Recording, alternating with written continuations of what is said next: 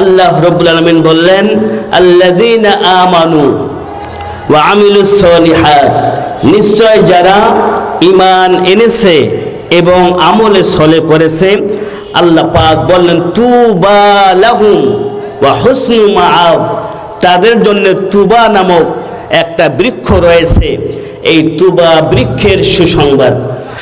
আল্লাহ রাব্বুল আলামিন কুরআনুল কারীমের ভিতরে যেই কথাটি বলেছেন, মুফাসসিরে কিরাম বিভিন্ন ভাবে সেটার ব্যাখ্যা করেছেন।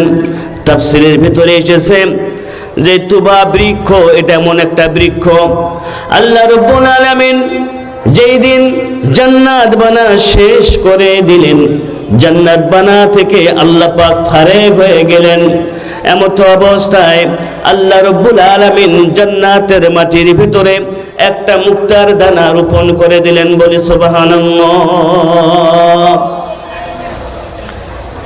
তাহলে যেদিন আল্লাহ পাক জান্নাত বানালেন, জান্নাত বানা শেষ, আল্লাহ পাক জান্নাতের মাটির ভিতরে একটা মুক্তার দানা গেড়ে দিলেন, রোপণ করলেন, সেই দানা থেকেই এই তুবা গাছের জন্ম হয়েছে।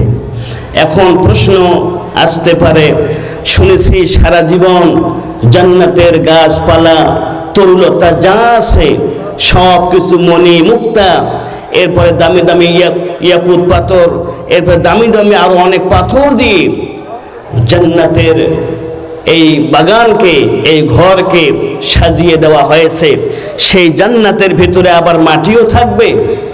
এরকম প্রশ্ন আসতে পারে না? তো জান্নাতের ভিতরে মাটি রয়েছে। তো বিশ্ব নবীর সাহাবী রাস্তা দিয়ে হেঁটে যাচ্ছেন, বিশ্ব নবীর সাহাবী রাস্তা দিয়ে হেঁটে যাচ্ছেন, এমন তো অবস্থায় এক ইহুদি পণ্ডিত, যিনি তাওরাত কিতাবের জ্ঞান রাখতেন, ইনজিল কিতাবের যিনি জ্ঞান রাখতেন, এমন একজন পণ্ডিত ব্যক্তি বিশ্ব নবীজির এক সাহাবীর সাক্ষাৎ পেয়ে গেলেন। ওই ইহুদি জিজ্ঞাসা করলেন, ও মুহাম্মাদের সাথীরা, তোমরা বলো মুহাম্মদ অনেক কিছুই জানে, তিনি গায়েবের সংবাদ জানেন, মুহাম্মদ অনেক কিছুই জানেন, তাহলে বলো তো জান্নাতের মাটিটা দেখতে কেমন হবে? ওই সময় ওই সাহাবীর বিষয়টা জানা ছিল না। ওই সাহাবী বিশ্ব নবীর দরবারে চলে আসলেন, আসার পরে বললেন, ইয়া রাসূলুল্লাহ, ইয়া হাবিবাল্লাহ, এক ইহুদি আমাকে প্রশ্ন করেছে জাহান্নামের ভিতরে ফেরেশতা রয়েছে কয়জন? ওই ইহুদি বিশ্ব নবীর সাহাবীকে প্রশ্ন করলো যে তুমি বলো তো জাহান্নামের প্রধান ফেরেশতা কয়জন? ওই সময় বিশ্ব নবী ওই সাহাবীকে সূরাতুল কিয়ামতের আয়াত শোনায় দিলেন। বিশ্ব নবী বললেন, আলাইহা 19, নিশ্চয় জাহান্নামের জন্য নিয়োজিত রয়েছে, রক্ষণাবেক্ষণ করার জন্য সেখানে নিয়োজিত রয়েছে 19 জন ফেরেশতা। বিশ্ব নবী ওই সময় ওই সাহাবীকে জানায় দিলেন যে ইহুদি তোমাকে প্রশ্ন করেছে জাহান্নামের ভিতরে ফেরেশতা রয়েছে কয়জন, তাকে জিজ্ঞাসা করবা জান্নাতের মাটিটা দেখতে কেমন হবে। এরপর ওই সাহাবীর সাথে ইহুদির আবার সাক্ষাৎ হয়ে গেল। ওই ইহুদিকে বিশ্ব নবীর সাহাবী প্রশ্ন করলেন, ও ইহুদি তুমি আমাকে প্রশ্ন করেছো জাহান্নামের ভিতরে প্রধান ফেরেশতা কয়জন? শুনে নাও, জাহান্নামের প্রধান ফেরেশতা রয়েছে 19 জন। এরপরে বিশ্ব নবীর সাহাবী তাকে প্রশ্ন করলেন, ও ইহুদি তুমি আমাকে জাহান্নামের প্রধান ফেরেশতা সম্পর্কে প্রশ্ন করেছো, এখন বলো তো জান্নাতের মাটিটা দেখতে কেমন হবে? ইহুদি একবারেই থমকে গেছেন, কারণ বিশ্ব নবীজি যেই প্রশ্নটা করেছেন এই প্রশ্নটা তাদের পূর্বে যে কিতাব নাজিল হয়েছে তাওরাত ইনজিল, এই কিতাবের ভিতরে জান্নাতের মাটির বর্ণনা ছিল না, যার কারণে তারা যতই চেষ্টা করুক না কেন জান্নাতের মাটির রং বা জান্নাতের মাটি দেখতে কেমন তারা সেটা পেতেন না। সর্বশেষ বিশ্ব নবীজি ওই সাহাবীকে জানায় দিলেন, ও আমার সাহাবী শুনে নাও, জান্নাতের মাটিটা দেখতে একবারে ময়দার মতো ধবধবে সাদা হয়ে যাবে। জান্নাতের মাটিটা দেখতে একবারে ময়দার মতো চকচকে হয়ে যাবে, একবারে সাদা ধবধবে হয়ে যাবে। তো সেই জান্নাতের মাটির ভিতরে আল্লাহ রব্বুল আলামিন এই গাছের বীজকে রোপণ করে দিলেন মুক্তার দানা দিয়ে।